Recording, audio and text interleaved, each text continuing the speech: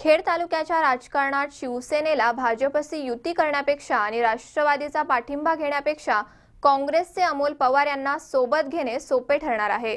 आता याबाबत आमदार सुरेश गोरे काय निर्णय घेतात याकडेच सर्वांचं लक्ष लागलंय।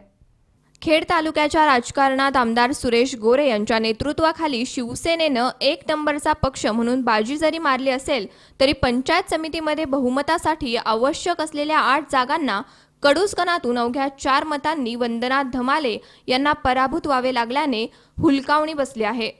त्याचीच अनुभूती म्हणून अतिशय चुरशीची समजल्या जाणाऱ्या म्हाळुंगे गणातून 324 मतांनी विजय मिळवत काँग्रेसचे खाते उघडणाऱ्या अमोलदादा पवार यांना उपसभापती पदासाठी संधी असल्याची चर्चा आहे।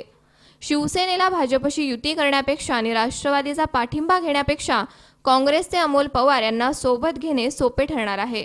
आता आमदार सुरेश भाऊ गोरे काय निर्णय घेणार हे औत्सुक्याचे ठरणार आहे। निलेश आंधळे, सी 24 तास, राजगुरुनगर।